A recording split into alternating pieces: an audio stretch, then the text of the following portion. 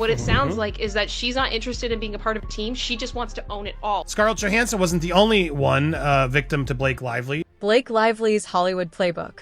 The tactics stars claim she uses to stay on top. She had a way of making directors believe every idea was theirs, even when she was the one pushing to cut my best scenes. Those aren't just rumors. They're the words of an A-list actress who worked alongside Blake Lively on 3 major productions. Today, we're pulling back the curtain on what multiple insiders describe as Blake's carefully crafted ladder-climbing playbook, a set of behind-the-scenes strategies they say she's used for years to secure the spotlight, the best lines, and the most flattering angles, all while maintaining her picture-perfect public persona. From subtle power moves to whispered influence, this is the untold side of Hollywood's golden girl. But that is something that over time you earn with a team. To me, it is extremely unprofessional to walk in when you're given a position and your job is to do that position, and then as you complete that, then potentially more responsibility is given to you. Or you can then voice like, hey, I'd like to try this. And it goes on and it's organic, but you have to work with the team. Every workplace is a team. And what it sounds like is that she's not interested in being a part of a team. She just wants to own it all. And that's fine. If that is your method of working, then do that. But you have to create your own projects. You have to put yourself in that position that you are in charge, not take it from somebody else.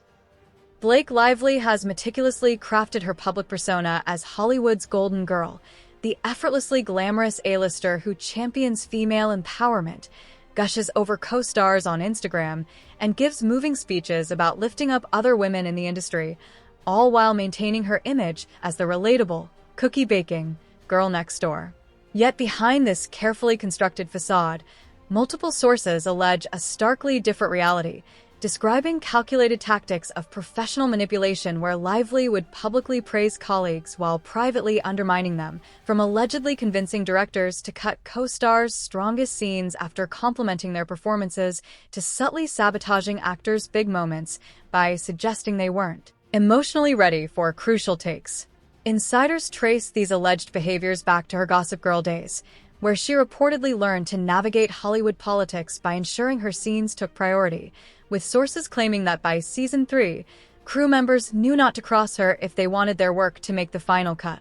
While her public image remains one of gracious professionalism and feminist solidarity, these behind-the-scenes accounts paint a picture of a shrewd industry operator who mastered the art of maintaining a spotless reputation while allegedly employing subtle but effective tactics to remain the undisputed center of attention, creating a striking dichotomy between her girl's girl persona and the cutthroat Hollywood strategist some claim exists when the cameras stop rolling. And why was Blake being so flirty with the married man? It takes 2 to tango, and it's easy to blame Ben, which you can, and clearly Jennifer did. They got divorced. They split up, but Blake, what were you doing there? What's going on? And that wasn't the only thing that Jennifer Garner did. Here is a video that we have here from the set of Deadpool Wolverine as I load this up. This was just a weird little moment that she did. It was a cool TikTok, actually, when she was there playing Elektra. And at this point, around 29 seconds, I gotta be careful. She comes, I don't want to play the music. Oh, hey, look, it's Blake Lively. This is where I commune with Blake Lively, she said to this witch statue. Now, that's actually Elizabeth Olsen. Look, you're looking good, Blake Lively. But given the history of Blake Lively, this is where I commune with Blake. Why would she have said that? Doesn't really look like Blake Lively. Granted, Jennifer Garner probably doesn't know her nerdy stuff. Maybe she thought it was Mira from Aquaman, which would have been Amber Heard. Sorry, it was my slip. But it doesn't look like Blake Lively at all. It looks like a witch, Scarlet Witch. Like, look at her, like, ah. So was she calling Blake Lively a witch? Sort of as a nice little subtle call out. There's that witch. What do you think? Is the witch looking good? That's the theory, Jennifer. This one's a little bit more interesting. I mean, yes, it does seem like Ben and Blake got a little frisky, so I could see why that would have sent Jennifer off. The Invisible Hand. How Blake Lively allegedly worked the system behind the scenes. Lively perfected a subtle art of influence, the kind that left co-stars mysteriously diminished while her own role expanded.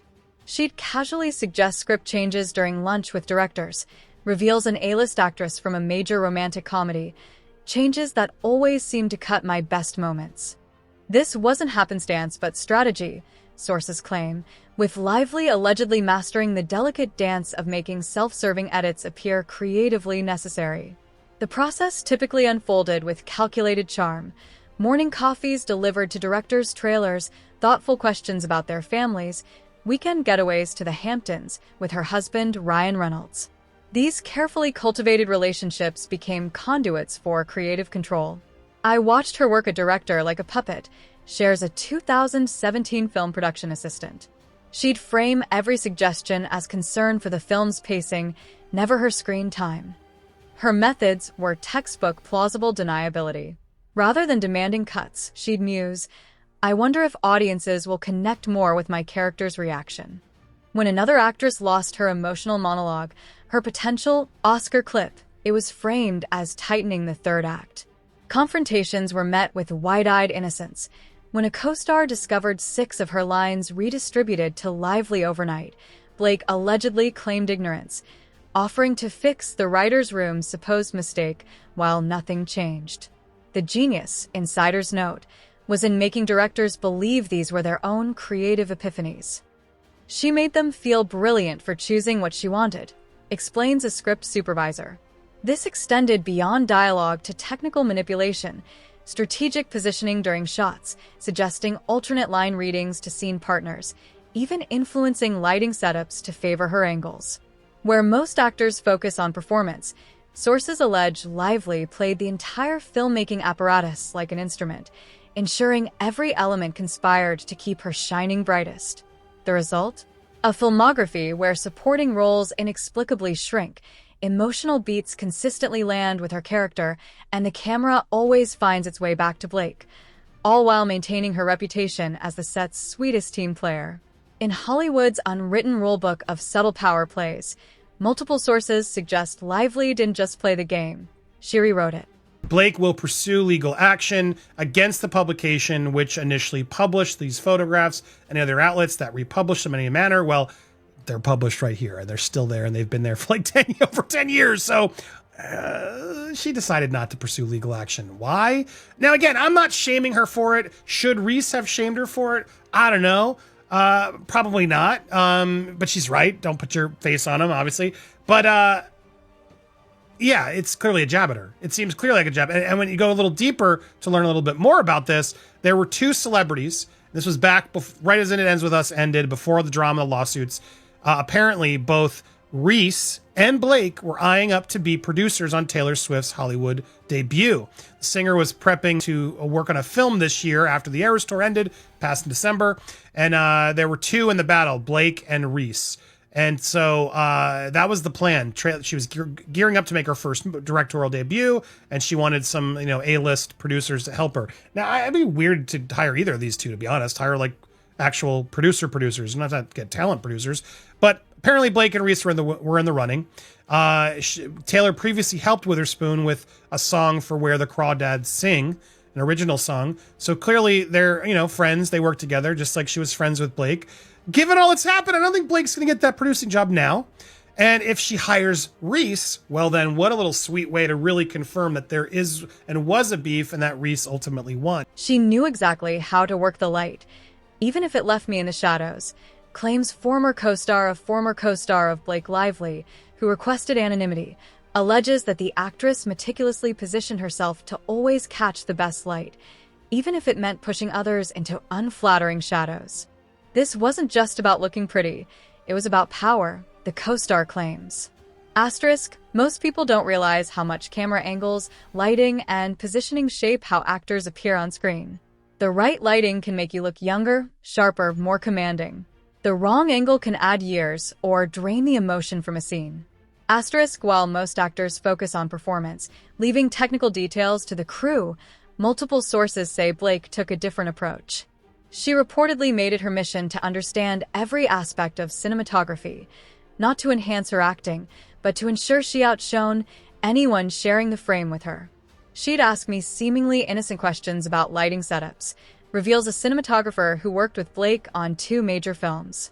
Asterisk, things like, I'm just trying to learn more about filmmaking, while subtly probing which lights were most flattering or how camera height affected facial structure. Then suddenly, when we rolled, she'd be perfectly positioned, even if it meant her scene partner was half in shadow. Asterisk her tactics allegedly went beyond casual curiosity.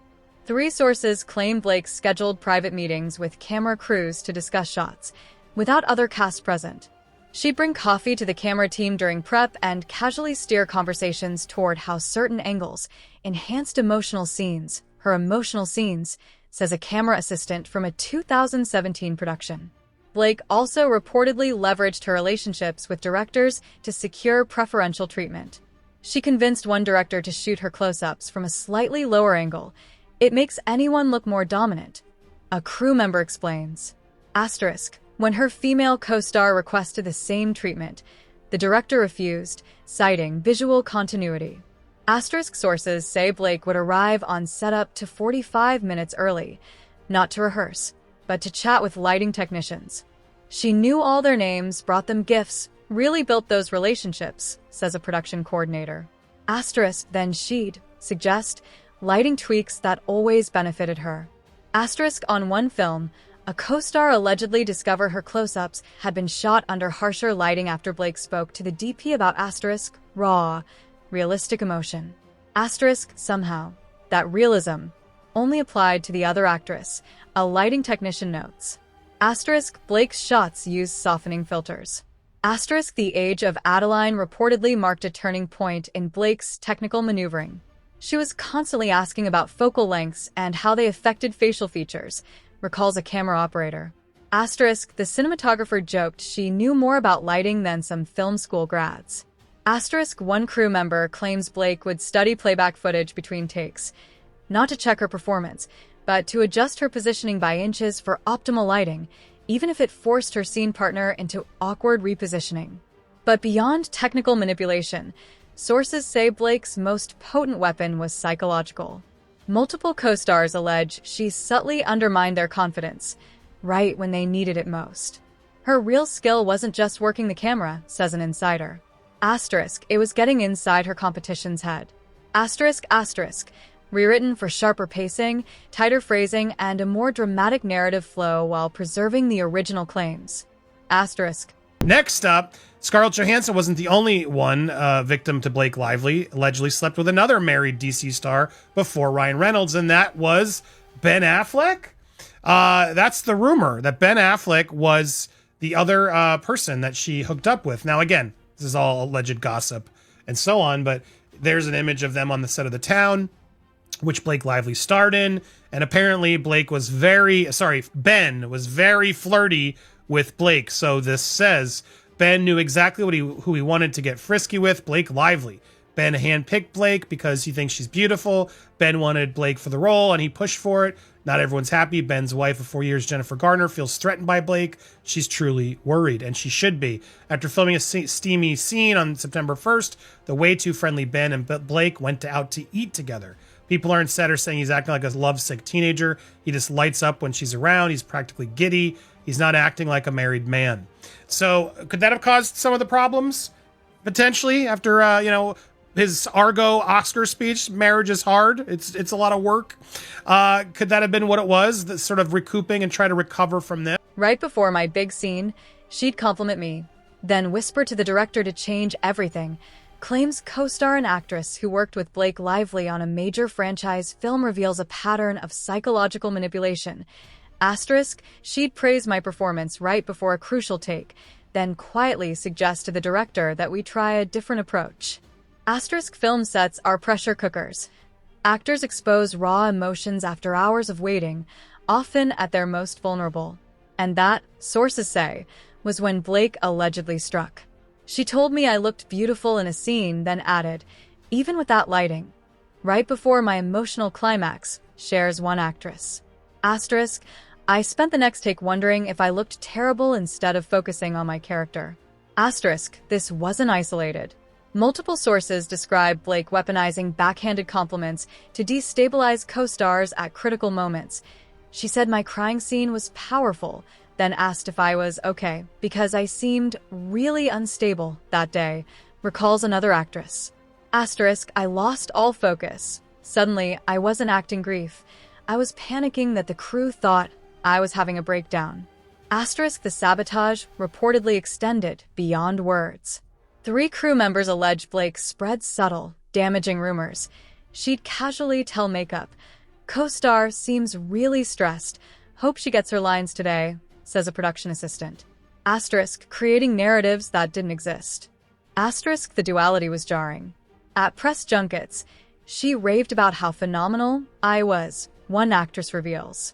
Asterisk later, I learned she'd told the director I was overwhelmed and suggested cutting my monologue to voiceover, which would have gutted the scene. Asterisk timing was key. Blake allegedly waited until seconds before intense scenes to drop bombshells. She'd mentioned she discussed changing the approach with the director, says an actress. Asterisk, even if nothing changed, I'd go into the scene completely derailed. Asterisk when co-stars excelled? Sources claim Blake demanded unnecessary retakes. If someone nailed an emotional scene, she'd suddenly have character questions, a script supervisor alleges. Asterisk, I saw an actress do 7 perfect takes of a breakdown because Blake kept resetting. Asterisk the damage was real. After The Shallows, a rising star allegedly left Hollywood for nearly 2 years. She arrived confident, says a crew member. Asterisk by rap. She was a shell. She couldn't even watch the film. It reminded her of feeling worthless. Asterisk and the smoking gun? Rumors persist of recordings circulating among insiders. Audio evidence of Blake's alleged on-set maneuvers. One question lingers. How many careers were dimmed to keep one star shining? Asterisk, rewritten for heightened tension, sharper pacing, and a more cinematic narrative flow while preserving all original claims. Asterisk. Margot Robbie, her husband Tom Ackerlund, seriously are competing with Blake and Ryan. This was also around the summer. I'm sure they're not now. I'm sure Margot and Tom are doing much better now than Blake and Ryan, given all the stupid drama they've stepped in. It's becoming painfully clear that you can't be friends with Margot and Tom and also be friends with Ryan and Blake. And it's really forcing a lot of A-listers to pick sides. Margot and Tom spun up their production company, Lucky Chap, with the success of Barbie. And meanwhile, Ryan has been hard at work with his own production company, Maximum Effort, with Deadpool Wolverine, etc., Wrexham, and The Gin. We know it all. Blake's been hitting the road with her own tour for It Ends With Us, using the space to market her own line of cosmetics and booze. Nice for these old articles to confirm why she was tone deaf and why we had an issue with her. But I'm sure this was retaliation too, right? These 2 couples are the most powerful people in the movie business right now. They all love working with other household names and big celebrities. Each side in the rivalry is stacking up an impressive list of allies as they meet head-to-head to see who will seize control of the movie business. So yeah, they're serious competitors. Brick combination, nobody's in the business. Ryan, and he's had Taylor Swift in his corner for more than 8 years. Not anymore. Taylor also holds the proposal star's wife dear. Country tuned up for Taylor's Rhode Island home party, and it was just what she needed. She's really tried to be her best, let it go, and drama get out time. Anyway, blah, blah, blah, blah, blah. I don't think she's going to be going to any Super Bowls anytime soon. I think Blake lost that invite when she decided to play victim, when she in reality was the manipulator. So interesting sight. Taylor needs to be more careful and really figure out who her actual friends are. It's not this woman right here. This one was using you. It's proven. It's in the text. That's not me being mean, bullying.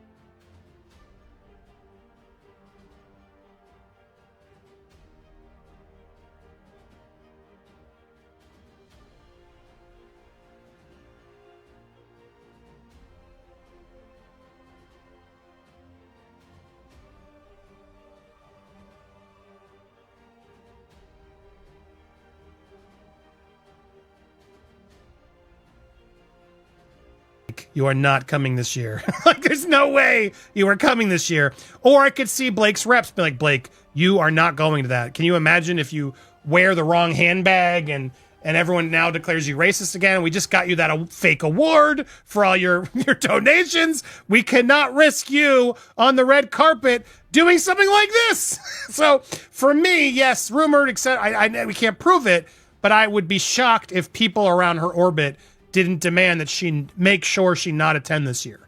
See, the thing is, I'm not sure about that though, because like the person, what was it, the head of Time at the gala on the red carpet said that she was having the best year. She was having a great year. So what's the problem? Well, if everything's great. I hear your sarcasm, and thank you for proving my point, because such an ally to the races, you'd think perfect opportunity for her to show up and support Black dandyism, as if she knows what that is. No matter what she did, she was not going to win, and there's valid points on both sides. That kind of is where I'm sitting with this. All I know is I would not put it past Blake to make some plantation blueberries and think it was a love letter to the South. She's that out of touch, and yes, she's done it. She's done it. And now she's out there like, oh, I'm learning so much, and thank you, Time, blah, blah, blah. Oh, cram it.